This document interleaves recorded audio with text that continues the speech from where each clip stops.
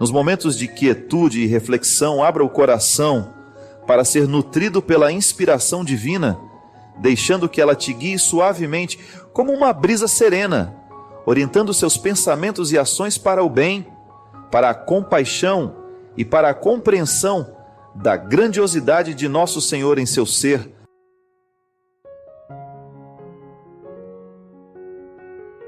Existem pessoas que morrem sem terem descoberto as possibilidades que elas tinham. Existem pessoas que morrem sem terem sabido na vida tudo aquilo que elas poderiam ter feito de bonito, porque preferem ser pessimistas, porque preferem dizer, não vai dar certo, não vou conseguir, eu não posso. Pode sim. Pode ser que você não possa tanto quanto o outro, não importa. O que importa é você tomar conta do pouco que você pode. E quem se exercita no pouco que pode, em pouco tempo estará podendo muito mais. É isso que vai multiplicando a gente. O pouco que eu podia hoje, eu aproveitei bem, e isso me dá a possibilidade de ter muito mais no dia de amanhã. Eu preciso me encorajar para a coragem o tempo todo. Eu preciso criar dentro de mim disposição para receber a vida e dar conta de tudo aquilo que faz parte. Claro que eu tenho o direito de chorar, eu tenho o direito de sentar, de pedir socorro, eu tenho o direito de estar ao lado de pessoas que me ajudam a viver aquele momento, mas eu não tenho o direito de entregar os pontos. Enquanto a gente viver, essa vida pode ser boa. Mesmo a gente tendo sofrimento. Né? Não é bom pensar assim? Se você presta atenção demais nos seus defeitos, nas suas dificuldades, você vai ter muito problema para encarar-se com aquilo que você pode. Ainda hoje estava conversando com uma amiga dizendo que às vezes eu tenho medo de estar dando à minha alma um tratamento que ela não merece. Não estou falando da minha opção de ser padre, viu? De jeito nenhum. Mas muitas vezes como vivo sendo padre. Será que eu preciso mudar alguma coisa no meu ritmo de trabalho,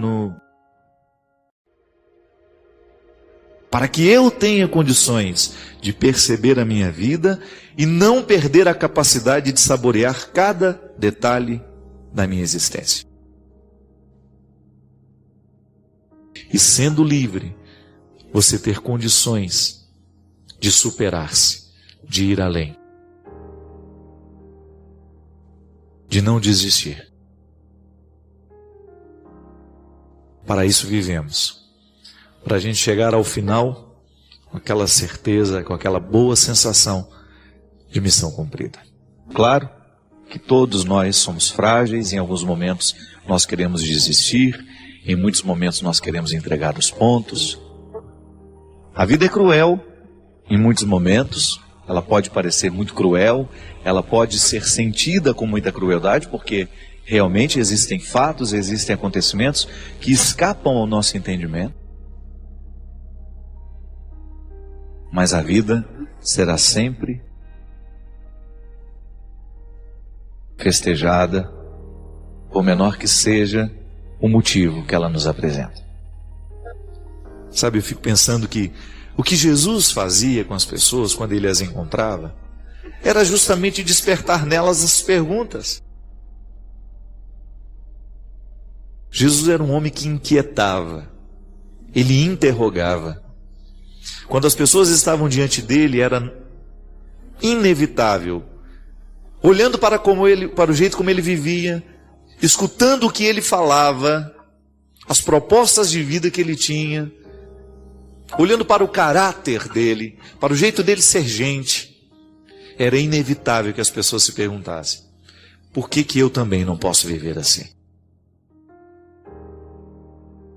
Sabe, minha gente, nós não temos como controlar tudo, mas Deus nos deu a graça e o dom de administrar as coisas com seriedade, de vez em quando a gente parar e pensar. Você já percebeu que às vezes você entra num ambiente que está com um cheiro horroroso e quem está lá dentro não percebe? Porque já se acostumou. É assim. Muita gente desistiu. E não percebe que desistiu. está vivendo um processo autodestrutivo e, infelizmente, não acredita em quem está alertando, ou às vezes nem tem alguém para alertar. Que você pode abrir as janelas da sua casa para que um novo ar venha espantar, jogar fora esse ar mofado, estragado que você tem sorvido sem perceber. Para que, quem sabe, ao encontrar aí, você despejado nessa cama uma hora dessa, né? Ou já quase arriando para ir dormir no sofá, a gente possa lhe convencer de não querer a destruição, de não querer se sabotar, de não querer se destruir,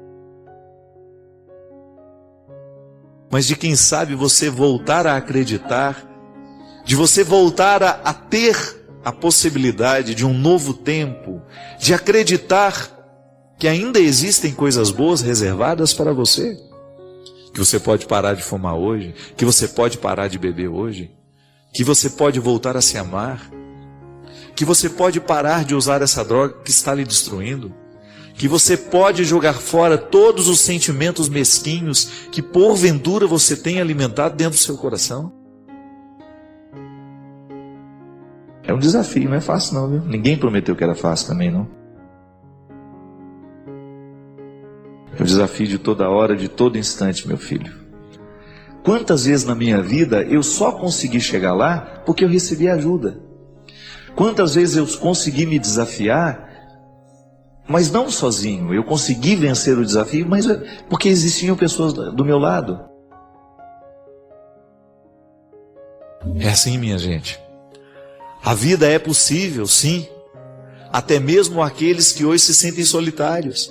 Você, se por acaso hoje você sente que está faltando alguém para lhe ajudar nesse processo, não reclame, não. Vá à busca, conquiste essas pessoas. Às vezes essa solidão só vai ser quebrada quando a gente sai na direção de alguém que finalmente possa nos ajudar. Aí procura alguém perto. Não fique sonhando com os que estão distantes, não. Ah, eu quero ser amigo do fulano de tal. Você nunca encontrou com ele. Ah, eu quero ser amigo do Antônio Fagundes. Eu acho que eu vou lá para desabafar os meus problemas com ele. Me identifico muito com a arte dele. Não. Você vai encontrar ao seu redor. A amizade tem que ser possível. É de gente que esteja próxima a você, que conheça a sua história e que tenha, ou então que tenha disposição de participar da sua história de um jeito efetivo. Eu não tenho ninguém, mas não vou fazer disso um estado de vítima. Eu vou à busca de alguém que tenha condições de fazer por mim o que sozinho eu não posso. Eu gosto de dizer isso sempre, porque para mim não existe uma maneira mais eficaz de você avançar senão por meio do empenho. Então, por exemplo, você ter um compromisso com você. Coisas simples, pequenas, de agregar, de você se tornar cada dia melhor. Uma palavra nova por dia, por exemplo. É um bom maneira de começar a crescer. Ah, eu não posso fazer um curso, eu ainda não tenho dinheiro para estudar, para fazer isso, mas você pode aprender uma palavra nova por dia. E não só aprender aquela palavra nova, como começar a colocar no seu cotidiano, para ela entrar em uso. Falta aqui, minha gente, falta libertação na nossa cabeça. Nós muitas vezes somos escravos dos nossos preconceitos, nós somos escravos das nossas arrogâncias, porque nos falta a mentalidade de Jesus em nós, o tempo todo aqui, ó. Quando você pega os evangelhos, quando você vai ver onde Jesus viveu, com quem ele viveu, quem ele escolheu para estar ao lado dele, os miseráveis, os pecadores. Jesus não teve problema com os pecadores, Jesus teve problema com os religiosos do seu tempo. Por quê? Porque estavam os religiosos do seu tempo escravizados pela lei. Estavam escravizados por uma maneira de pensar que dava a eles o direito de desprezar pessoas. de menosprezar pessoas. Não é possível admitir um discurso religioso que me dê o direito de desprezar um irmão, por mais errado que ele esteja vivendo. Se ele ama o fraco, ama também a mim e a você. Se ele encontra quem está perdido, como encontrou Madalena, como encontrou Zaqueu, como encontrou João. Se ele tem facilidade de reconhecer quem está necessitado de reencontrar o caminho, ele pode fazer esse milagre sim na nossa vida. Por isso ninguém deve ser olhado com desprezo. Ninguém. Por isso nós não temos o direito de olhar para ninguém, menosprezando ou considerando o outro inferior a nós. Porque aquele que está mais perdido e que muitas vezes pode nos envergonhar, é o que realmente está sendo tocado e necessitado. Se ele encontra o fraco, então me encontra também. Porque eu sou fraco. Se Jesus encontrava e fazia questão de identificar no meio da multidão os mais necessitados,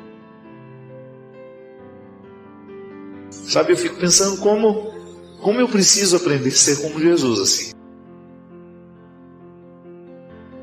E renovo o meu amor por Ele cada vez que me deparo com essa verdade. Que ao andar no meio da multidão, Ele tinha predileção pelos mais miseráveis. Que ao andar no meio de uma multidão, Ele era capaz de perceber quem realmente precisava dele. Quem não estava ali só para cumprir um papel ou para bajulá-lo. Identificar no meio de tanta gente que faz barulho, aquele que mais necessita do seu silêncio e da sua presença. O que é a vida virtuosa?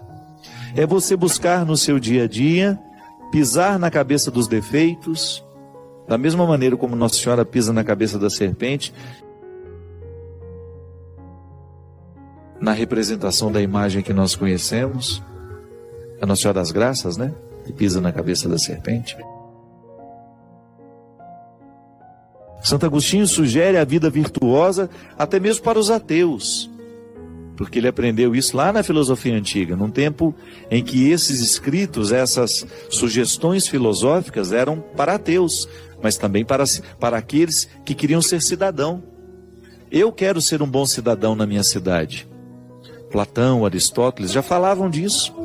A vida virtuosa como aquela que organiza a vida social. Agostinho já está falando numa perspectiva cristã. Quando eu luto para viver uma vida virtuosa, eu naturalmente estou deixando de dar força ao pecado. Parece complicado isso, né? Mas não é. Todos nós temos uma liberdade dentro do coração que nos foi dada por Deus. Mas que se a gente não administra bem essa liberdade, ela pode morrer dentro de nós. Nunca chega à tona. O que é a liberdade interior que a gente tanto fala? É essa capacidade que você tem de dizer não a uma realidade que você reconhece nociva a você. Quando nós perdemos a capacidade de dizer não a uma realidade que nos destrói, é porque essa realidade já se tornou viciosa. Ela se estabelece dentro de nós como um poceiro que invade terras que não eram suas, mas passam a ser pelo tempo em que ele se estabelece ali. É o que nós chamamos de uso capião. Se eu entro dentro de um terreno que não é meu e começo a plantar, fazer ali a minha cultura, daqui a pouco eu entro na justiça e vou requerer o direito de que aquilo é meu. O vício não faz outra coisa na vida da pessoa.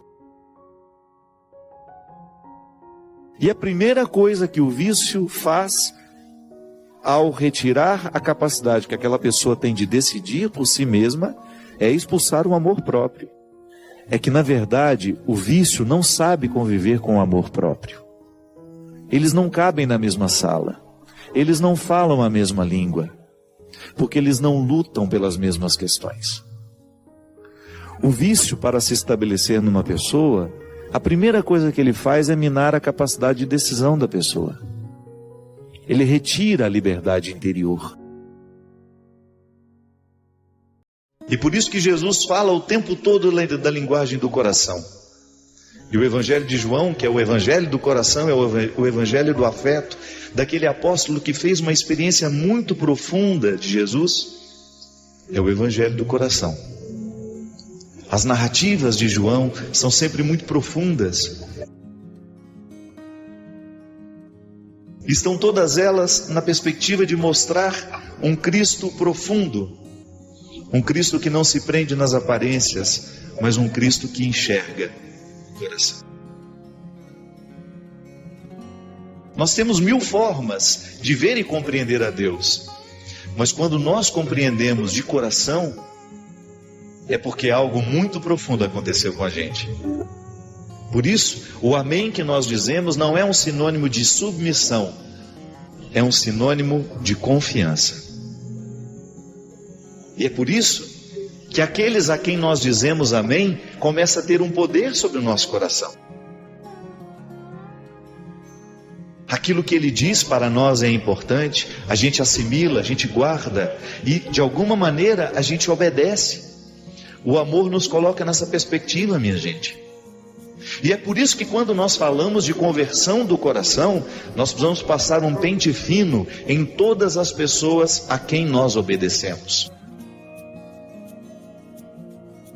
Porque definitivamente, se eu quero ser um discípulo de Jesus, o amor que eu amo e o amor que me é oferecido não podem ser opositores a este segmento que eu quero viver. Sabe, minha gente, para mim é um exercício diário que eu preciso fazer como cristão.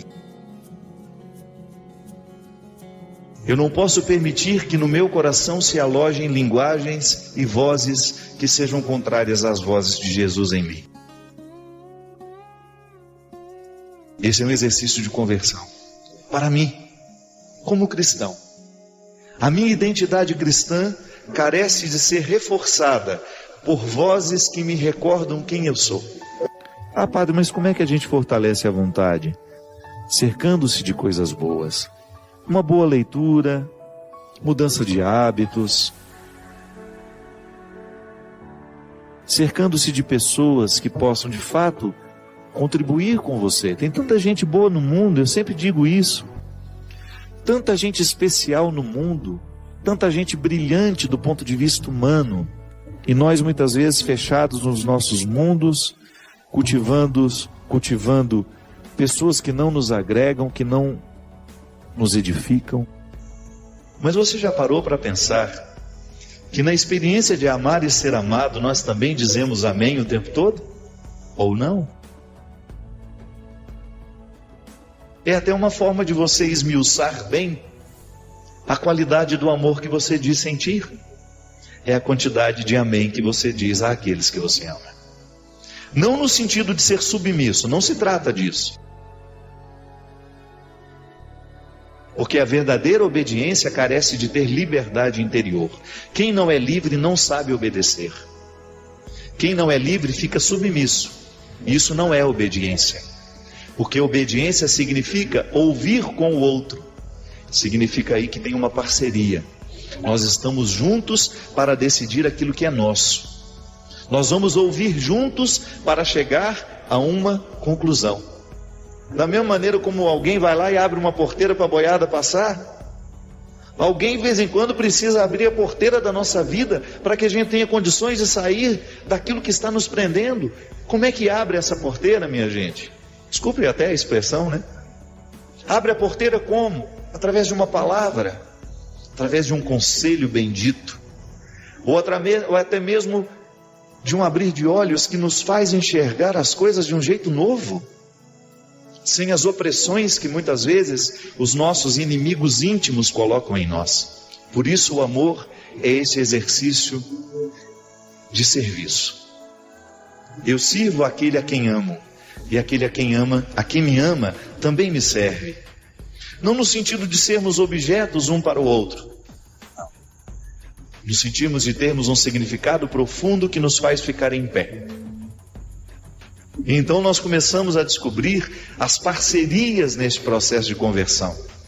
Quando nós identificamos que o outro está nos tornando cada vez mais aptos à ação de Deus em nós. Você olhar para os amigos e identificar: esse amigo aqui me faz ser mais de Deus. Esse marido me faz ser mais de Deus. Essa esposa me faz ser mais de Deus. Esses filhos que eu trouxe ao mundo me fazem ser mais de Deus. E você também pensar na responsabilidade do seu papel na vida dessas pessoas. Eu me lembro quando eu era menino, nas primeiras aulas que a gente tinha, a professora nos dava algumas lições e dizia para a gente: isso você tem que saber de cor. Não é assim? O saber de cor é como se a gente tivesse tido a experiência mais profunda que o conhecimento pode nos proporcionar. Eu já sei de cor, isto é, já está internalizado em mim. Já não pode ser retirado de mim, porque foi assimilado pelo coração. E Jesus nos ensinou que a maior autoridade, aquela que está superior a todas as outras autoridades, não é a medalha no peito, não é a profissão que teve, que foi dada pelo diploma, não é o cargo político que ele exerce, não. Pode até ser o rei, mas ele não tem autoridade afetiva nenhuma sobre mim. A verdadeira autoridade é aquela que nos faz servir. Olha que beleza isso. Na compreensão de Jesus, a verdadeira autoridade, o verdadeiro poder está nas mãos daquele que serve. Quando nós dizemos amém, dentro de um contexto religioso, por exemplo, nós estamos dizendo que nós acreditamos naquilo que nos foi dito. No universo religioso, a palavra amém significa disposição de seguimento. Amém. Eu estou concordando com você. Aquilo que me foi proposto pela fé, eu estou humanamente aceitando. Amém. Eu quero, eu me disponho. Rezo por você, minha filha. Quero que você tenha êxito, para que você tenha êxito na sua luta, para que você volte a se amar, que você redescubra o seu valor como pessoa e que você não se renda a tudo isso que está lhe destruindo. A primeira coisa que as pessoas enxergam, minha gente, de nós, é o nosso testemunho. O que as pessoas estão percebendo é o jeito como a gente, né? É o jeito como você é humano. A gente reconhece a nobreza de uma alma, não é na roupa que ela veste, não é no que ela diz ser, mas é no que, como ela age. Uma pessoa, quando você tem o contato com ela e você vai descobrindo aos poucos como aquela pessoa é, isso é evangelizar. Mas o que a gente percebe do outro é essa nobreza de caráter, né, gente? É isso que evangeliza. O que é a palavra evangelho, né? É a vida de Jesus. Não é a palavra que ele falou, não. É sobretudo aquilo que ele fez, aquilo que ele viveu. Eu sempre digo, olha, a gente precisa ter muito cuidado, porque enquanto a gente está vivendo, nós estamos evangelizando. Evangelizando para alguma coisa. Quantas pessoas você encontra que são verdadeiramente traumatizadas na vida? Traumatizadas porque um dia alguém foi cruel com ela. Eu não estou falando de ser cruel, de exigente, não, porque às vezes a gente confunde. As freiras no passado, né, que tomavam conta dos colégios, elas eram muito exigentes, mas era uma exigência amorosa muitas vezes. Você pode ter muitas vezes uma pessoa brava, mas ela é brava porque ela é amorosa. Diferente da pessoa cruel, que é aquela que deixou um rastro de destruição por onde passou. Quando você encontra uma pessoa fortemente marcada por uma presença negativa. É tão triste isso, minha gente. Nós não sabemos quanto tempo a gente tem, qual é a oportunidade que a gente tem de passar na vida do outro. Mas às vezes a gente passa deixando um rastro de destruição. Eu sou muito atento a isso, porque isso me incomoda demais. Eu me lembro que uma vez eu estava saindo aqui da Canção Nova, numa pressa danada, eu tinha terminado o programa e eu tinha um compromisso em Taubaté, eu me lembro direitinho. Eu estava entrando dentro do carro, e aí o povo corre tudo atrás, né? Vai assim, tudo correndo atrás junto. Cada um quer contar uma história. E nisso tinha uma mulher que eu só identifiquei assim, ela correndo também, e eu naquela pressa, apavorado daquele jeito, né? Ela virou assim, padre, tira uma foto com a minha filha. E a menininha veio junto assim, gente, mas eu falei não com uma vontade, que eu já estava irritado, com atraso, estava chovendo, estava aquela confusão toda. Eu vi que naquela palavra que eu... Não, você está vendo que eu não tenho condições. Eu falei desse jeito para ela. Aí ela assim, ela parecia ser uma pessoa muito recatada, que tinha buscado todas as forças e as coragens dela para poder pedir aquilo para mim, sabe? Porque tem gente que não está nem aí, né? Você dá uma patada, já sai toda feliz e não está nem aí. Mas tem gente que não. Tem gente que faz um esforço danado para chegar perto de você. Está reunindo ali toda uma coragem, nem na hora que chega você ainda dá um supapo desse. Eu vi, minha gente, que aquela palavra foi tão agressiva para ela, que ela não conseguiu falar nada. Só fez assim e foi saindo. Eu acho que eu fiquei uns 2 dias com a cara dela na minha cabeça. Disse, meu Deus do céu, que porcaria, para não falar outra palavra, que eu fiz agora. Porque na hora que você está assim no seu limite, porque também é injusto com a gente, né? Às vezes a gente põe o outro numa situação e a gente tira dele o que ele tem de pior. Às vezes a gente é injusto com o outro. Mas quando você tem a nítida sensação de que você foi e que você vai se transformar numa recordação ruim para o outro, isso é tão ruim. E não é uma questão de imagem não, porque isso passa. Isso é bobagem. Eu estou falando de magoar mesmo. É de você deixar no outro uma marca negativa. Eu como padre, sobretudo. Você como freira. Eu que tenho muitas amigas religiosas, às vezes a gente fala disso com muita franqueza. A irmã Sandra lá em Maceió, volto a falar dela de novo. A irmã Maria do Carmo lá no Recife. Irmã Flávia, irmã Alcilene. Irmã Maria dos Anjos.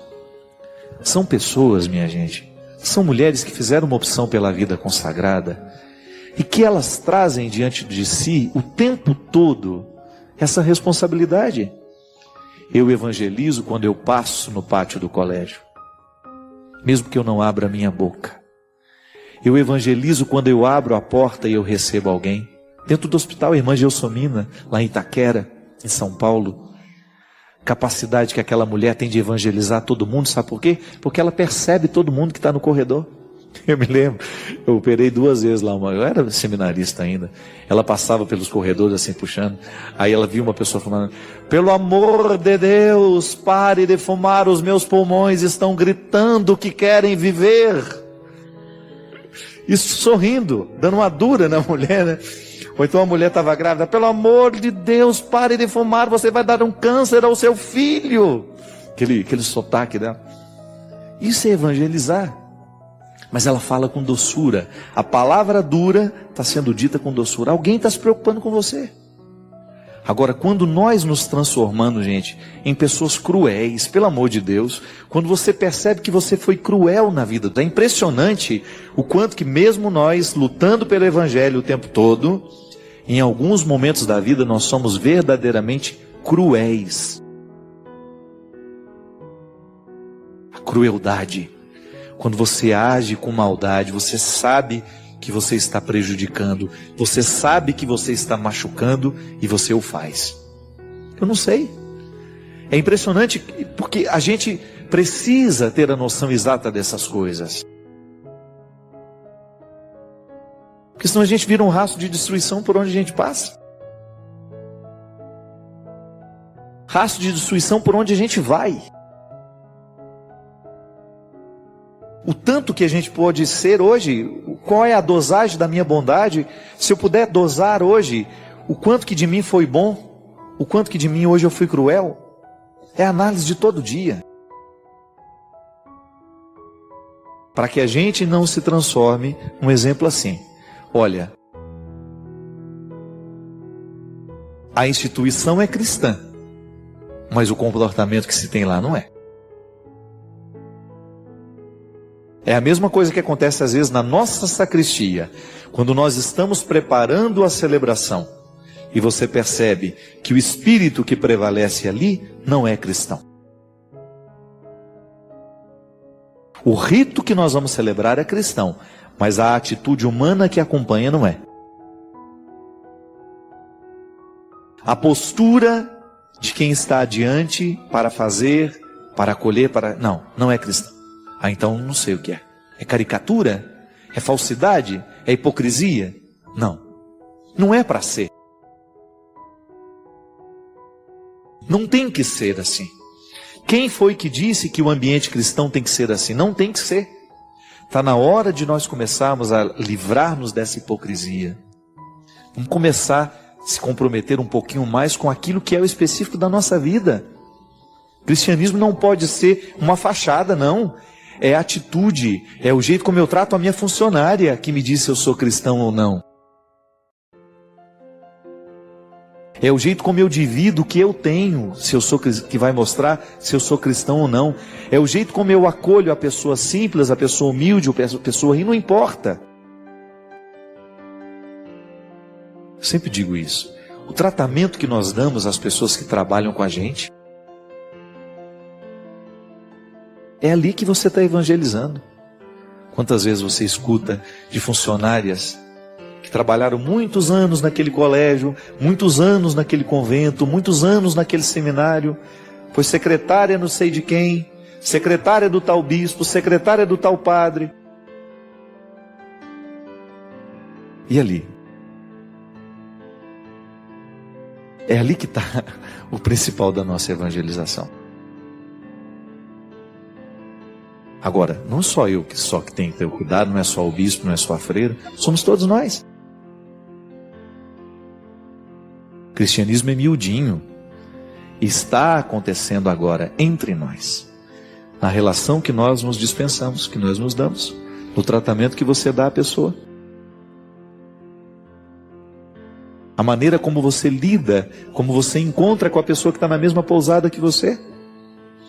Na gentileza que você realiza no momento que você percebe que o outro está precisando de você. Isso é evangelho. É o bonito da vida acontecendo e é tão bom a gente entrar no novo ano com essa consciência. Hoje eu posso fazer o mundo ser melhor a partir das minhas atitudes. Foi uma freira ruim até o dia de hoje, não importa, modifica. Tem condições, aí dentro do seu coração de mulher, tanta coisa bonita que precisa vir à tona. É o seu envolvimento com o Cristo. Apaixonar-se pelo Cristo não é conversa fiada, não. A paixão, o amor que nós temos ter por Jesus, tem que ser de envolvimento mesmo. Eu amo as causas que são dele. E eu quero lutar pelas causas que são dele. Eu quero viver do mesmo jeito que ele, como dizia o Padre Zezinho. De maneira muito simples, de maneira muito direta e bonita. Amar como ele viveu, sonhar como ele viveu, falar como ele falou, ter os mesmos gestos que ele.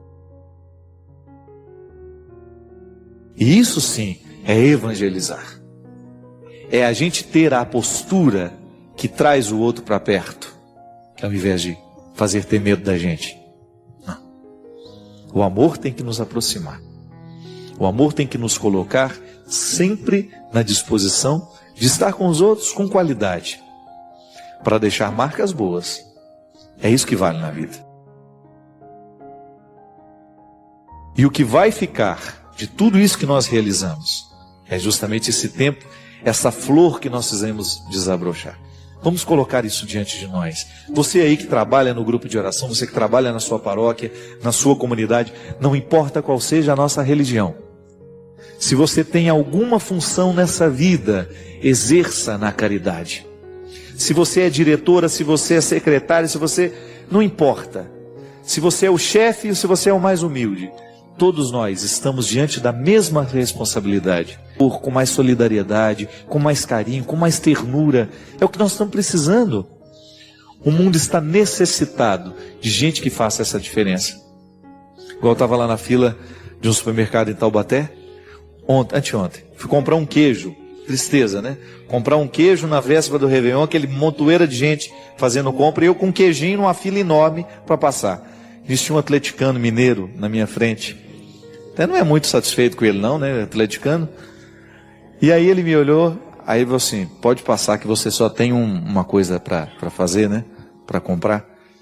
Aí eu achei bonitinho o gesto dele, né? Eu não precisaria fazer isso, precisaria? Eu já estava esperando há um tempão, aquela solidariedade dele. Aí ele brincou, só que você vai mandar um abraço para minha mãe amanhã, lá em São João del Rei.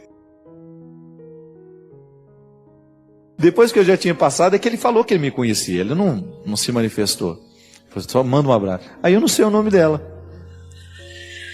Ele falou, não lembro, ela lá de São João del Rei. Seu filho me abordou ontem, ele está aí com a senhora, ele disse que estaria, e ele foi gentil comigo. É disso que nós estamos falando. Quando nós descobrimos a oportunidade de sermos gentis com alguém. A senhora deve ter ensinado bem o evangelho para ele. É desse cristão que nós precisamos. Não aquele que está no púlpito, não só aquele que está no altar, mas aquele que está na fila do supermercado, aquele que está lá na quitanda, aquele que está lá na empresa e que é capaz de gestos de gentileza. Oh, pode passar. Seja bem-vindo, né? Eu abro a porta, eu faço. Outro dia, lá no aeroporto do Recife, eu lembro que tinha duas mulheres assim, elas com umas malas pesadas, e eu, com meu secretário já levando a minha, né? E elas precisavam subir uma escada. Eu falei assim, você quer que eu leve essa mala para a senhora? E já fui pegando. Ela levou tanto susto, aí ela levou, pensou que eu estava roubando a mala, né? Aí na hora que chegou lá em cima, ela virou e falou assim para mim, ô moço, desculpa, eu fiquei assustada, é porque eu não estou acostumada com isso. Aí eu pensei, né? Na hora que a gente pode exercer a gentileza com alguém, o outro leva susto, porque a gente não está acostumado com ela. É mais fácil não ser. Mas pode ser diferente. A partir de mim, a partir de você. O que é a vida virtuosa? É você buscar no seu dia a dia, pisar na cabeça dos defeitos, da mesma maneira como Nossa Senhora pisa na cabeça da serpente, na representação da imagem que nós conhecemos, a Nossa Senhora das Graças, né? Que pisa na cabeça da serpente. Santo Agostinho sugere a vida virtuosa até mesmo para os ateus, porque ele aprendeu isso lá na filosofia antiga, num tempo em que esses escritos, essas sugestões filosóficas eram para ateus, mas também para aqueles que queriam ser cidadão. Eu quero ser um bom cidadão na minha cidade. Platão, Aristóteles já falavam disso. A vida virtuosa como aquela que organiza a vida social. Agostinho já está falando numa perspectiva cristã. Quando eu luto para viver uma vida virtuosa, eu naturalmente estou deixando de dar força ao pecado. Parece complicado isso, né? Mas não é. Todos nós temos uma liberdade dentro do coração que nos foi dada por Deus. Mas que se a gente não administra bem essa liberdade, ela pode morrer dentro de nós. Nunca chega à tona. O que é a liberdade interior que a gente tanto fala? É essa capacidade que você tem de dizer não a uma realidade que você reconhece nociva a você. Quando nós perdemos a capacidade de dizer não a uma realidade que nos destrói, é porque essa realidade já se tornou viciosa. Ela se estabelece dentro de nós como um poceiro que invade terras que não eram suas, mas passam a ser pelo tempo em que ele se estabelece ali. É o que nós chamamos de uso capião. Se eu entro dentro de um terreno que não é meu e começo a plantar, fazer ali a minha cultura, daqui a pouco eu entro na justiça e vou requerer o direito de que aquilo é meu. O vício não faz outra coisa na vida da pessoa. E a primeira coisa que o vício faz, ao retirar a capacidade que aquela pessoa tem de decidir por si mesma, é expulsar o amor próprio. É que, na verdade, o vício não sabe conviver com o amor próprio. eles não cabem na mesma sala, eles não falam a mesma língua, porque eles não lutam pelas mesmas questões. O vício, para se estabelecer numa pessoa, a primeira coisa que ele faz é minar a capacidade de decisão da pessoa. Ele retira a liberdade interior. E por isso que Jesus fala o tempo todo da linguagem do coração. E o Evangelho de João, que é o Evangelho do coração, é o Evangelho do afeto, daquele apóstolo que fez uma experiência muito profunda de Jesus, é o Evangelho do coração. As narrativas de João são sempre muito profundas. Estão todas elas na perspectiva de mostrar um Cristo profundo. Um Cristo que não se prende nas aparências, mas um Cristo que enxerga o coração. Nós temos 1000 formas de ver e compreender a Deus, mas quando nós compreendemos de coração, é porque algo muito profundo aconteceu com a gente. Por isso, o amém que nós dizemos não é um sinônimo de submissão, é um sinônimo de confiança. E é por isso que aqueles a quem nós dizemos amém começam a ter um poder sobre o nosso coração. Aquilo que ele diz para nós é importante, a gente assimila, a gente guarda e de alguma maneira a gente obedece. O amor nos coloca nessa perspectiva, minha gente.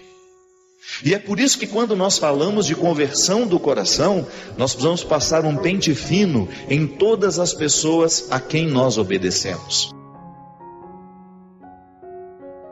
Porque definitivamente, se eu quero ser um discípulo de Jesus, o amor que eu amo e o amor que me é oferecido não podem ser opositores a este segmento que eu quero viver.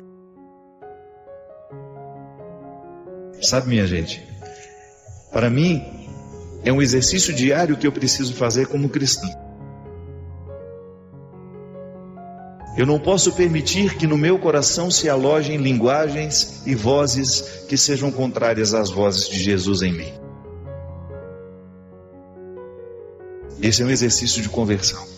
Para mim, como cristão, a minha identidade cristã carece de ser reforçada por vozes que me recordam quem eu sou.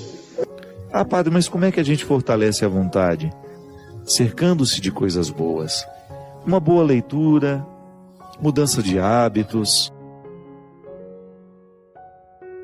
cercando-se de pessoas que possam de fato contribuir com você. Tem tanta gente boa no mundo, eu sempre digo isso. Tanta gente especial no mundo, tanta gente brilhante do ponto de vista humano. E nós muitas vezes fechados nos nossos mundos, cultivando pessoas que não nos agregam, que não nos edificam. Mas você já parou para pensar que na experiência de amar e ser amado, nós também dizemos amém o tempo todo? Ou não? É até uma forma de você esmiuçar bem a qualidade do amor que você diz sentir. É a quantidade de amém que você diz àqueles que você ama. Não no sentido de ser submisso, não se trata disso. Porque a verdadeira obediência carece de ter liberdade interior. Quem não é livre não sabe obedecer. Quem não é livre fica submisso. E isso não é obediência. Porque obediência significa ouvir com o outro. Significa aí que tem uma parceria. Nós estamos juntos para decidir aquilo que é nosso. Nós vamos ouvir juntos para chegar a uma conclusão. Da mesma maneira como alguém vai lá e abre uma porteira para a boiada passar, alguém de vez em quando precisa abrir a porteira da nossa vida para que a gente tenha condições de sair daquilo que está nos prendendo. Como é que abre essa porteira, minha gente? Desculpe até a expressão, né? Abre a porteira como? Através de uma palavra, através de um conselho bendito, ou até mesmo de um abrir de olhos que nos faz enxergar as coisas de um jeito novo, sem as opressões que muitas vezes os nossos inimigos íntimos colocam em nós. Por isso o amor é esse exercício de serviço. Eu sirvo aquele a quem amo, e aquele a quem me ama, também me serve. Não no sentido de sermos objetos um para o outro, no sentido de termos um significado profundo que nos faz ficar em pé. E então nós começamos a descobrir as parcerias neste processo de conversão. Quando nós identificamos que o outro está nos tornando cada vez mais aptos à ação de Deus em nós. Você olhar para os amigos e identificar: esse amigo aqui me faz ser mais de Deus. Esse marido me faz ser mais de Deus. Essa esposa me faz ser mais de Deus. Esses filhos que eu trouxe ao mundo me fazem ser mais de Deus. E você também pensar na responsabilidade do seu papel na vida dessas pessoas. Eu me lembro quando eu era menino, nas primeiras aulas que a gente tinha, a professora nos dava algumas lições e dizia para a gente: isso você tem que saber de cor. Não é assim? O saber de cor é como se a gente tivesse tido a experiência mais profunda que o conhecimento pode nos proporcionar. Eu já sei de cor, isto é, já está internalizado em mim. Já não pode ser retirado de mim, porque foi assimilado pelo coração. E Jesus nos ensinou que a maior autoridade, aquela que está superior a todas as outras autoridades, não é a medalha no peito, não é a profissão que foi dada pelo diploma, não é o cargo político que ele exerce, não. Pode até ser o rei, mas ele não tem autoridade afetiva nenhuma sobre mim. A verdadeira autoridade é aquela que nos faz servir. Olha que beleza isso. Na compreensão de Jesus, a verdadeira autoridade, o verdadeiro poder está nas mãos daquele que serve. Quando nós dizemos amém, dentro de um contexto religioso, por exemplo, nós estamos dizendo que nós acreditamos naquilo que nos foi dito. No universo religioso, a palavra amém significa disposição de seguimento. Amém. Eu estou concordando com você. Aquilo que me foi proposto pela fé, eu estou humanamente aceitando. Amém. Eu quero, eu me disponho. Rezo por você, minha filha. Quero que você tenha êxito, para que você tenha êxito na sua luta, para que você volte a se amar, que você redescubra o seu valor como pessoa e que você não se renda a tudo isso que está lhe destruindo. A primeira coisa que as pessoas enxergam, minha gente, de nós, é o nosso testemunho. O que as pessoas estão percebendo é o jeito como a gente é gente, né? É o jeito como você é humano. A gente reconhece a nobreza de uma alma, não é na roupa que ela veste, não é no que ela diz ser, mas é no que, como ela age. Uma pessoa, quando você tem o contato com ela e você vai descobrindo aos poucos como aquela pessoa é, isso é evangelizar. Mas o que a gente percebe do outro é essa nobreza de caráter, né, gente? É isso que evangeliza. O que é a palavra evangelho, né? É a vida de Jesus. Não é a palavra que ele falou, não. É sobretudo aquilo que ele fez, aquilo que ele viveu. Eu sempre digo, olha, a gente precisa ter muito cuidado, porque enquanto a gente está vivendo, nós estamos evangelizando. Evangelizando para alguma coisa. Quantas pessoas você encontra que são verdadeiramente traumatizadas na vida? Traumatizadas porque um dia alguém foi cruel com ela. Eu não estou falando de ser cruel, de exigente, não, porque às vezes a gente confunde. As freiras no passado, né, que tomavam conta dos colégios, elas eram muito exigentes, mas era uma exigência amorosa muitas vezes. Você pode ter muitas vezes uma pessoa brava, mas ela é brava porque ela é amorosa. Diferente da pessoa cruel, que é aquela que deixou um rastro de destruição por onde passou. Quando você encontra uma pessoa fortemente marcada, por uma presença negativa. É tão triste isso, minha gente. Nós não sabemos quanto tempo a gente tem, qual é a oportunidade que a gente tem de passar na vida do outro. Mas às vezes a gente passa deixando um rastro de destruição. Eu sou muito atento a isso, porque isso me incomoda demais. Eu me lembro que uma vez eu estava saindo aqui da Canção Nova, numa pressa danada, eu tinha terminado o programa e eu tinha um compromisso em Taubaté, eu me lembro direitinho. Eu estava entrando dentro do carro, e aí o povo corre tudo atrás, né? Vai assim, tudo correndo atrás junto. Cada um quer contar uma história. E nisso tinha uma mulher que eu só identifiquei assim, ela correndo também, e eu naquela pressa, apavorado daquele jeito, né? Ela virou assim, padre, tira uma foto com a minha filha. E a menininha veio junto assim, gente, mas eu falei não com uma vontade, que eu já estava irritado, com atraso, estava chovendo, estava aquela confusão toda. Eu vi que naquela palavra que eu... Não, você está vendo que eu não tenho condições. Eu falei desse jeito para ela. Aí ela assim, ela parecia ser uma pessoa muito recatada, que tinha buscado todas as forças e as coragens dela para poder pedir aquilo para mim, sabe? Porque tem gente que não está nem aí, né? Você dá uma patada, ela já sai toda feliz e não está nem aí. Mas tem gente que não. Tem gente que faz um esforço danado para chegar perto de você. Está reunindo ali toda uma coragem, e na hora que chega você ainda dá um supapo desse.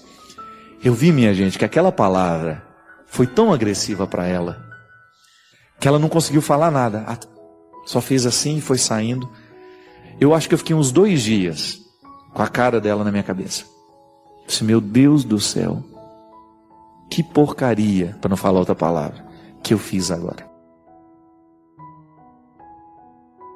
Porque na hora que você está assim no seu limite, porque também é injusto com a gente, né? Às vezes a gente põe o outro numa situação e a gente tira dele o que ele tem de pior.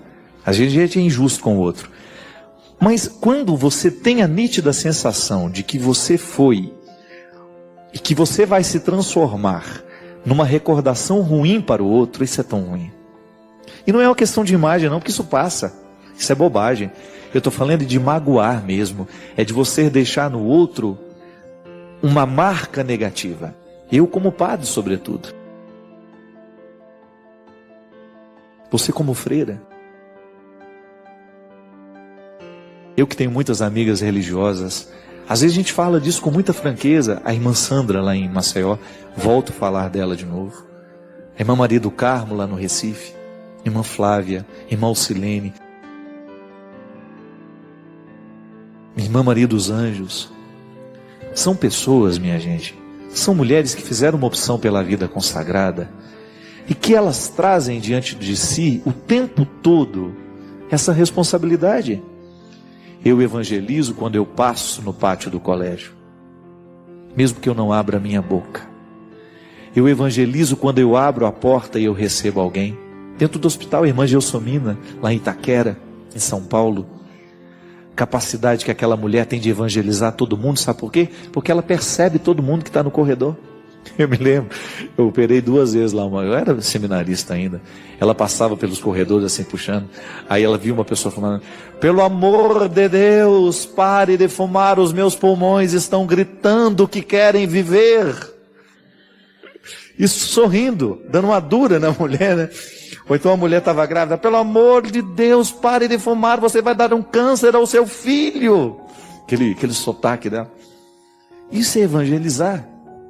Mas ela fala com doçura. A palavra dura está sendo dita com doçura. Alguém está se preocupando com você. Agora, quando nós nos transformamos, gente, em pessoas cruéis, pelo amor de Deus, quando você percebe que você foi cruel na vida, é impressionante o quanto que mesmo nós, lutando pelo evangelho o tempo todo, em alguns momentos da vida nós somos verdadeiramente cruéis. A crueldade. Quando você age com maldade, você sabe que você está prejudicando, você sabe que você está machucando e você o faz. Eu não sei. É impressionante porque a gente precisa ter a noção exata dessas coisas. Porque senão a gente vira um rastro de destruição por onde a gente passa. Rastro de destruição por onde a gente vai. O tanto que a gente pode ser hoje, qual é a dosagem da minha bondade? Se eu puder dosar hoje o quanto que de mim foi bom, o quanto que de mim hoje eu fui cruel. É análise de todo dia. Para que a gente não se transforme num exemplo assim. Olha, a instituição é cristã, mas o comportamento que se tem lá não é. É a mesma coisa que acontece às vezes na nossa sacristia, quando nós estamos preparando a celebração e você percebe que o espírito que prevalece ali não é cristão. O rito que nós vamos celebrar é cristão, mas a atitude humana que acompanha não é. A postura de quem está adiante para fazer, para acolher, não é cristão. Ah, então não sei o que é. É caricatura? É falsidade? É hipocrisia? Não é para ser. Não tem que ser assim. Quem foi que disse que o ambiente cristão tem que ser assim? Não tem que ser.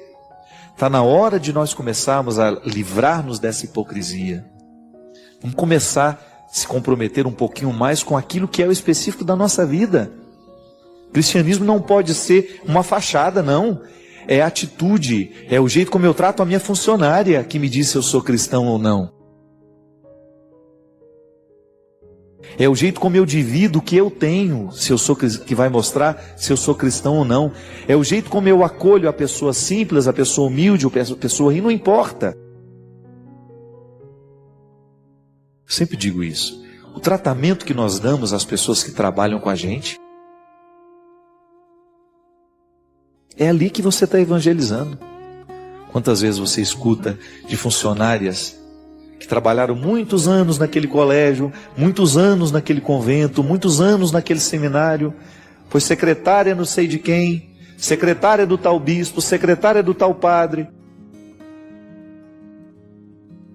E ali? É ali que está o principal da nossa evangelização. Agora, não só eu que tenho que ter o cuidado, não é só o bispo, não é só a freira, somos todos nós. O cristianismo é miudinho. Está acontecendo agora entre nós, na relação que nós nos dispensamos, que nós nos damos, no tratamento que você dá à pessoa. A maneira como você lida, como você encontra com a pessoa que está na mesma pousada que você. Na gentileza que você realiza no momento que você percebe que o outro está precisando de você. Isso é evangelho. É o bonito da vida acontecendo, e é tão bom a gente entrar no novo ano com essa consciência. Hoje eu posso fazer o mundo ser melhor a partir das minhas atitudes. Foi uma freira ruim até o dia de hoje, não importa, modifica. Tem condições? Aí dentro do seu coração de mulher, tanta coisa bonita que precisa vir à tona. É o seu envolvimento com o Cristo. Apaixonar-se pelo Cristo não é conversa fiada, não. A paixão, o amor que nós temos ter por Jesus, tem que ser de envolvimento mesmo. Eu amo as causas que são dele. E eu quero lutar pelas causas que são dele. Eu quero viver do mesmo jeito que ele, como dizia o Padre Zezinho. De maneira muito simples, de maneira muito direta e bonita. Amar como ele viveu, sonhar como ele viveu, falar como ele falou, ter os mesmos gestos que ele. E isso sim é evangelizar.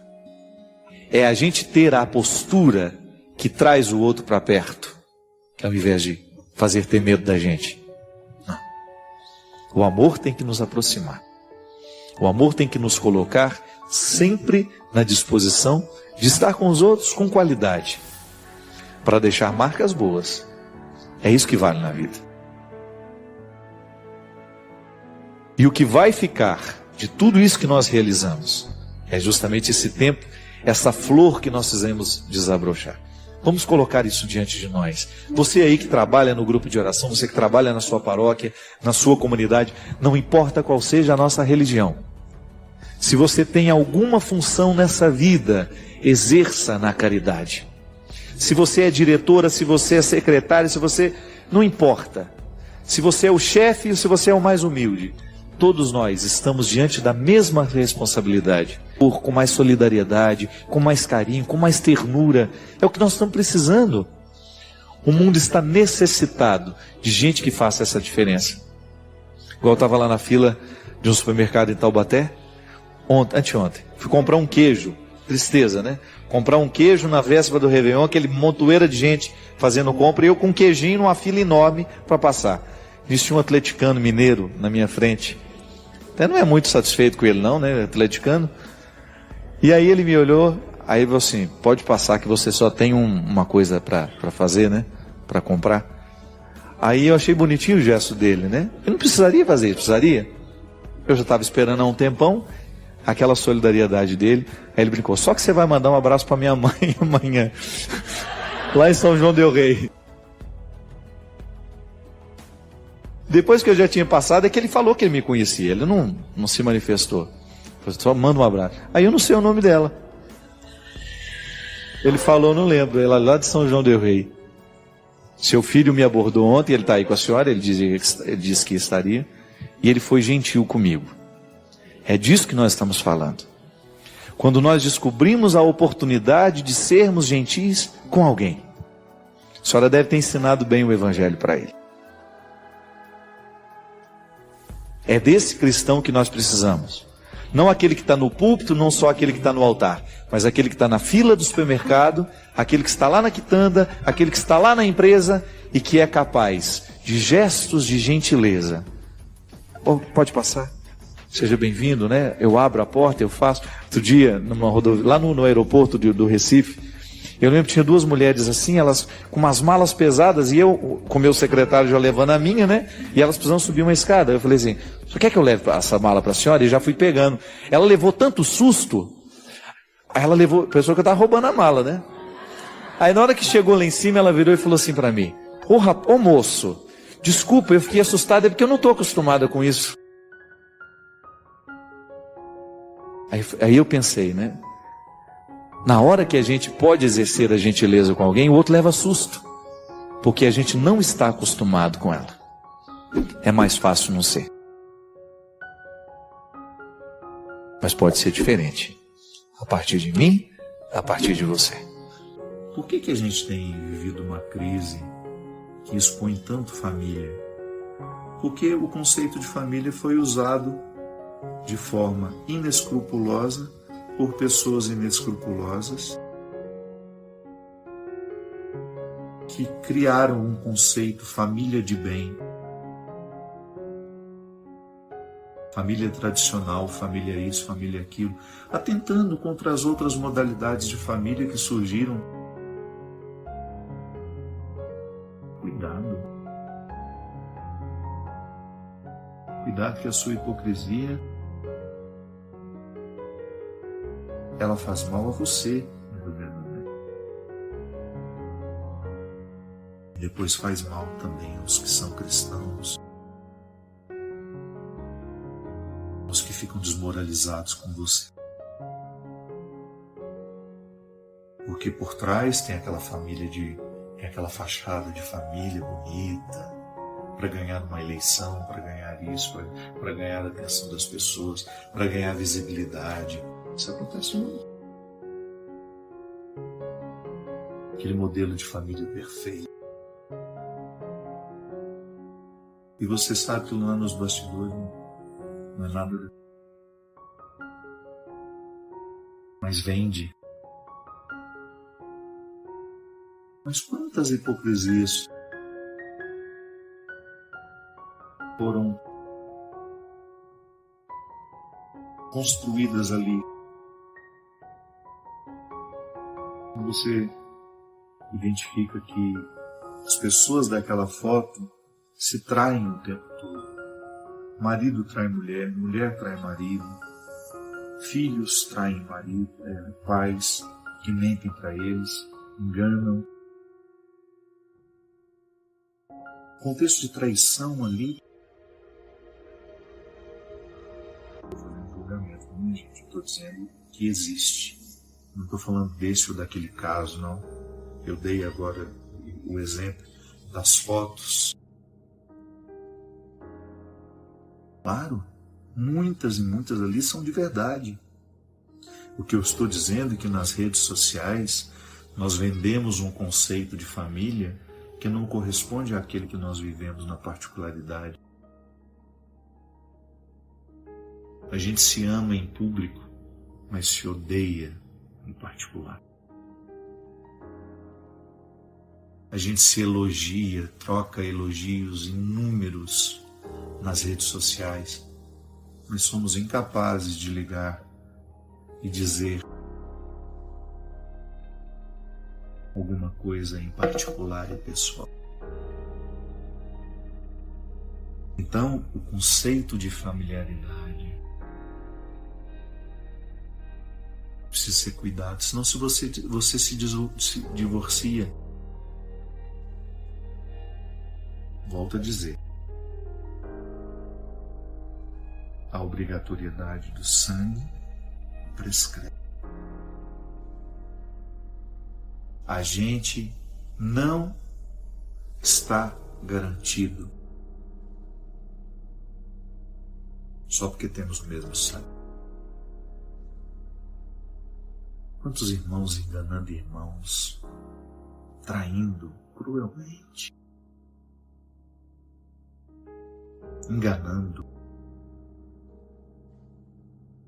enganando financeiramente, passando a perna. Isso é família? Eu deixo de ser no momento em que eu sou cruel com meu irmão. Eu me aparto do conceito, porque o conceito é sagrado. Por outro lado, muitas vezes nós encontramos o conceito de família entre amigos. Eu, há muito tempo, deixei de pensar família por amigos. São as pessoas que enchem a minha vida de sentido. Família, para mim, é a oportunidade que eu tenho de sentir que eu sou comunitário.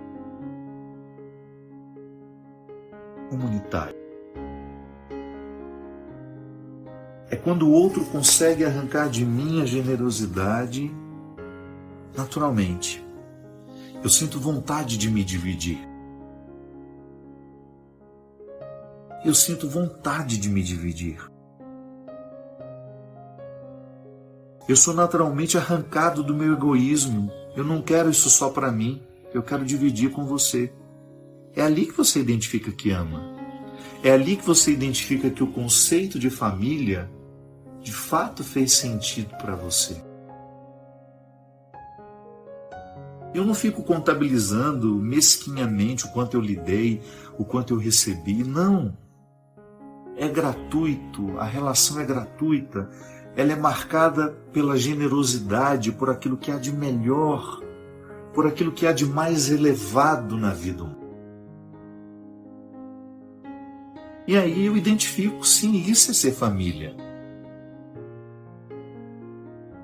Às vezes não tem o mesmo sangue, na maioria das vezes é assim, a gente não tem o mesmo sangue, mas a gente se sente família. É amigo que ultrapassou a condição de amigo. É muito mais do que amigo. Aliás, eu nem sei se a gente pode dizer isso, né? Eu acho que o destino de todo grande amor é virar amizade. Então, se a gente diz que ficou amigo, é porque a gente já ultrapassou a fraternidade, a gente já ultrapassou a maternidade, a paternidade. Eu sempre digo isso. Você já deve estar cansado de me escutar falar isso. Mas a amizade é o último estágio de todo grande amor. Ou então quando você descobre que o seu irmão é seu amigo. Que às vezes é irmão, mas não é amigo. Só é irmão. Você não escolhe fazer férias com ele. Só obrigação mesmo. O Natal foi para muitos uma obrigação. Às vezes terrível. Sentar à mesma mesa, olhar na cara daquelas pessoas que você não escolheria. Ah, mas é Natal. Então é seu irmão, mas não é uma pessoa que você escolhe fazer férias. Não é uma pessoa que você escolhe levar para a sua vida quando você não é obrigado.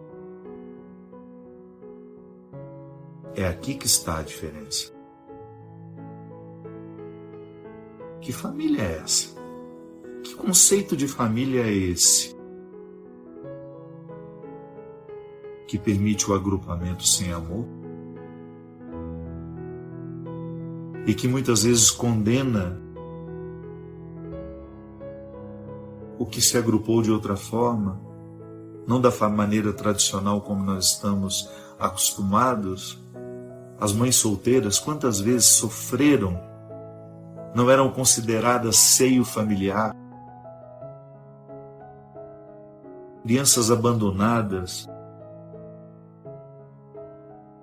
Então, houve agrupamento, mas não houve amor. Não é família. Mesmo que tenha casado na igreja, que tenha sido tudo bonitinho. A família é sagrada quando o vínculo que reúne é pautado.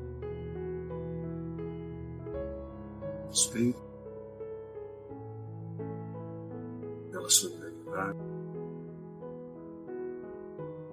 É aí que você reconhece se é cristão ou não. É sagrada se tem esses elementos. Aí volto a dizer, é seu irmão, mas você não escolhe fazer férias. Acontece. E a gente precisa entender que quanto mais a gente se aproxima de Deus, maior é a nossa capacidade de perceber isso. Deus vai esclarecendo a gente. Deus vai colocando a gente num lugar. Às vezes a gente tem a tentação de ficar ouvindo tudo isso e aplicar nos outros, né? Ficar julgando. Ah, meu irmão é assim, ah, minha tia é assim, ah, minha mãe é assim.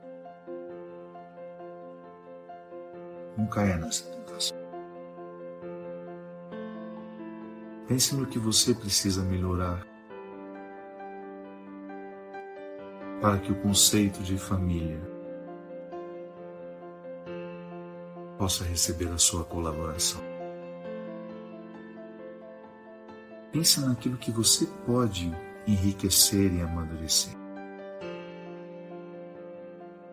Você é aquele que provoca crises pelo seu excesso de autoridade, pelo seu excesso de vontade de prevalecer sobre os outros?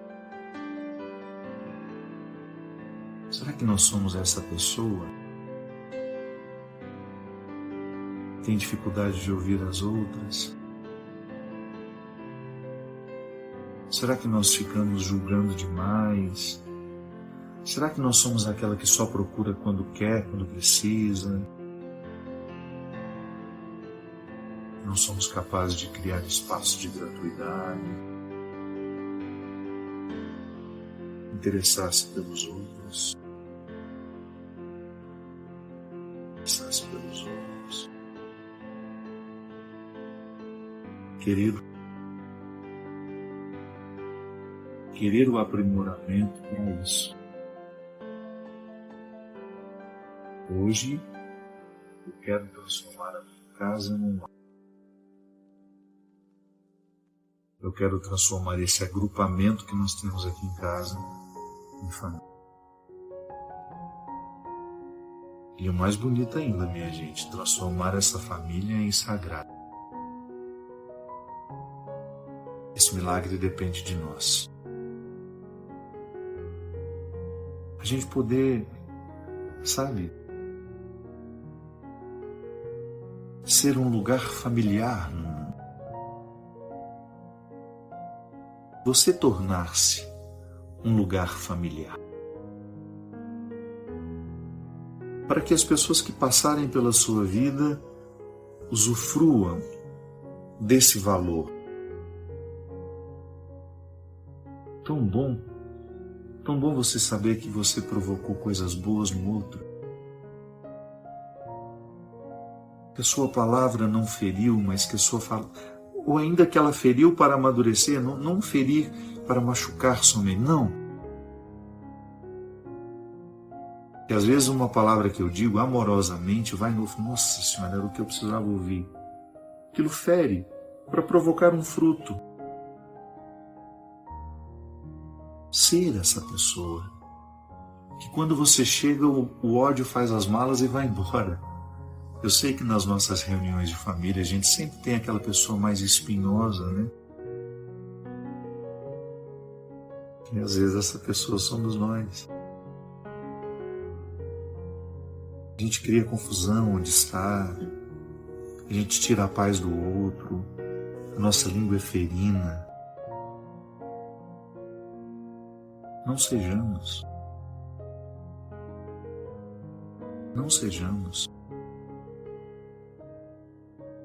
Conversão é uma decisão pessoal. Conversão é uma decisão. Eu não quero ser um lugar onde o ódio cresce. Quando eu chegar, eu quero provocar bons sentimentos, bons pensamentos. Eu quero colaborar, eu quero ser familiar. Não importa o momento da vida em que você se cansou. O que importa é que é sempre possível recomeçar. É necessário recomeçar. Recomeçar é dar uma nova chance a si mesmo. É renovar as esperanças na vida e, o mais importante, acreditar em você de novo. Sofreu muito nesse período? Chorou muito? Foi limpeza da alma. Ficou com raiva das pessoas? Foi para perdoá-las um dia.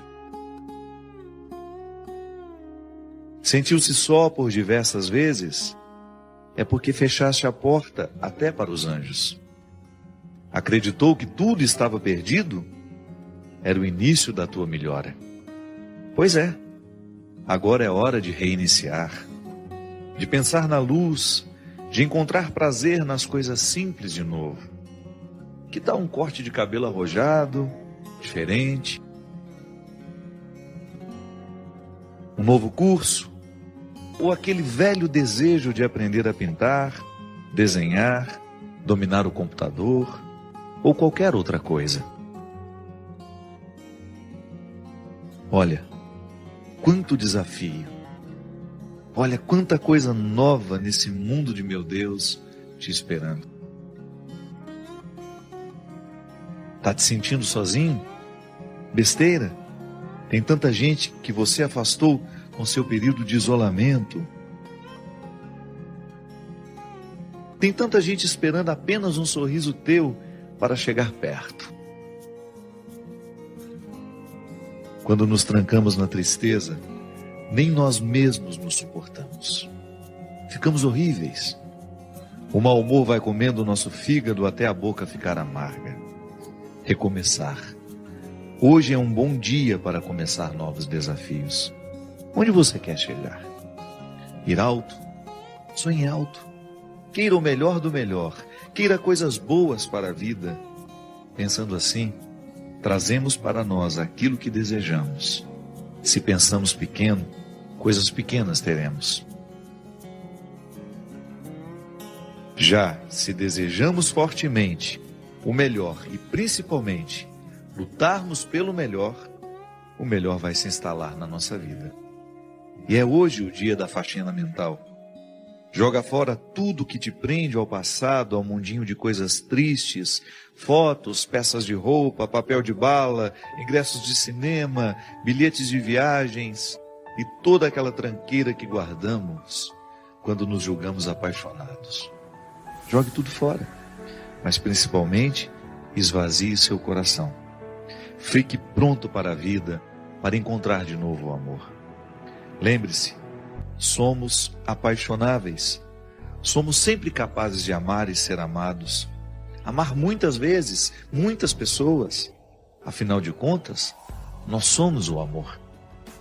Porque sou do tamanho daquilo que vejo, e não do tamanho da minha altura.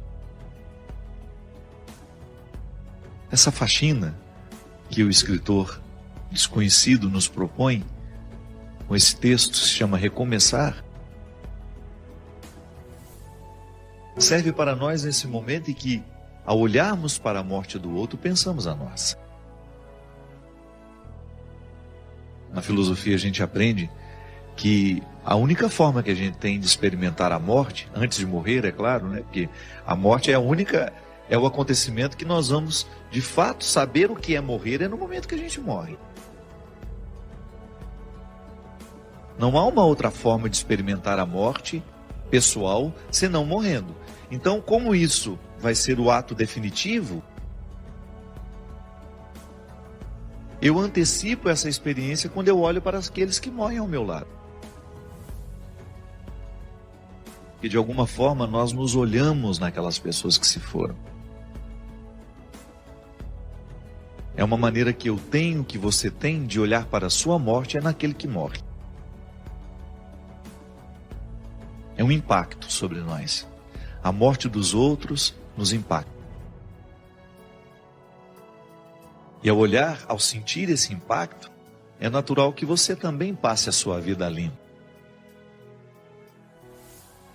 Que todos nós queremos ser felizes. Às vezes não somos felizes por causa das escolhas erradas que a gente faz.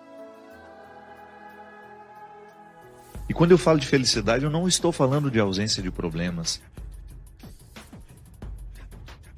Essa é utópica, essa não existe. Eu estou falando da possibilidade de nós vivermos confortáveis em nós. De você olhar para a vida que você está vivendo e você ficar satisfeito com o resultado que você está tendo. Isso é possível. A nossa vocação é essa. Não é ter uma vida extraordinária. Porque às vezes a gente olha para as pessoas famosas, né? A gente fala, nossa, que vida extraordinária deve ter aquela pessoa. Nada. Os palcos não são eternos. Aquele astro do cinema que você vê brilhando na tela, olha o que aconteceu com ele. Um homem que ganhou Oscar, um homem que ganhou inúmeros prêmios ao longo da sua vida e de repente não consegue administrar a infelicidade do momento, ou não soube administrar o sair de cena, porque isso também é perigoso. Ninguém está livre de perder o sentido da vida. E eu particularmente penso que pode ser para mim e para você uma oportunidade de nós revermos o que estamos fazendo da nossa vida. Às vezes a gente corre demais, às vezes a gente se expõe a um contexto de tanta necessidade, que a gente acaba morrendo antes da hora. Talvez esteja numa época em que as pessoas precisarão simplificar as suas vidas. Que quanto mais a gente pode, mais complexo a gente fica. E quando somos muito complexos, a gente se perde no contexto das escolhas, a gente tem dificuldade de encontrar o que é essencial. Porque aquele que pode muito, ele corre o sério risco de não escolher o que ele realmente precisa. Porque entre aquilo que a gente pode e entre aquilo que a gente realmente precisa, há uma distância muito grande.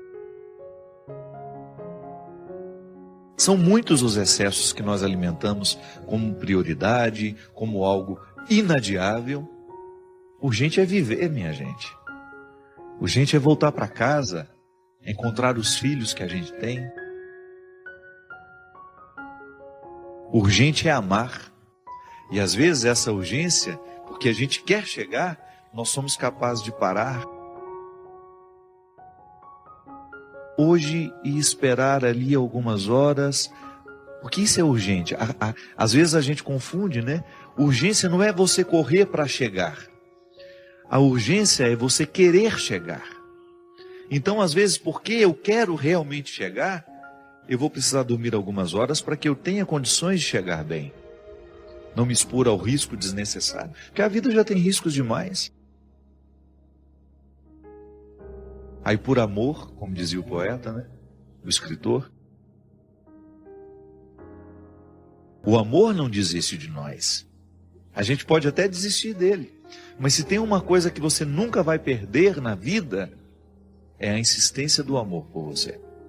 Ele quer abrigar o seu coração. Porque nós somos feitos para isso. Pode observar, os momentos em que você mais foi feliz na vida, foi o momento que você amou intensamente. Não foi o momento que você ganhou dinheiro, não foi o momento que você fez sucesso. Mesmo porque o dinheiro e o sucesso, essas coisas só têm sentido se você tem pessoas que te amam ao seu lado. Jesus já falava isso, que o dinheiro só tem sentido se for para gastar com as pessoas que nós amamos. Então de nada vale você ter construído toda uma estrutura se lhe faltam pessoas que ajudem a significar essa estrutura construída. Isso é urgente. É você administrar a sua vida para que você tenha condições de estar mais tempo ao lado dos que você ama. Porque é assim mesmo, chega um momento em que você descobre que o essencial, o que realmente importa, se opõe muito ao jeito como nós vivemos. É que, na verdade, a sociedade de consumo nos coloca dentro de um movimento que a gente não sabe onde vai parar. Então você vai incrementando a sua vida de um jeito, uma casa aqui, uma casa ali, um apartamento aqui, isso ali, 2 carros, e você vai multiplicando o seu gasto e você vai perdendo o direito de desacelerar. Ou então as pessoas que são dependentes de você. Às vezes é assim mesmo. É tanta gente que depende de nós que a gente não tem o direito nem de adoecer. Aí é a hora de você distribuir as responsabilidades, né? Olha, o bem-sucedido, né, de uma casa, você corre o risco de viver a vida inteira sendo aquele que vai suprir as necessidades de todos. Porque todo mundo olha para ele como se ele tivesse a obrigação de dar conta da vida financeira de todo mundo dentro daquela casa. Volto a dizer, tem de fazer a gente pensar na qualidade de vida que nós estamos tendo. Não dá para desperdiçar a vida assim, minha gente. Às vezes falta a oportunidade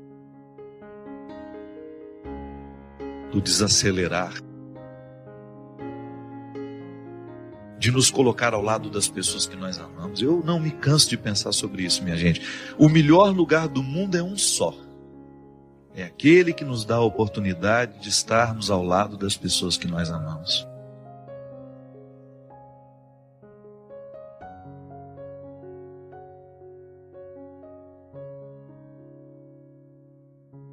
Nossa comunidade é um espaço sagrado de reflexões que alimentam a fé e a conexão com Deus. Seja parte deste movimento espiritual, inscreva-se agora e compartilhe nos comentários suas experiências e bênçãos divinas, que cada palavra seja um elo mais forte em nossa jornada espiritual.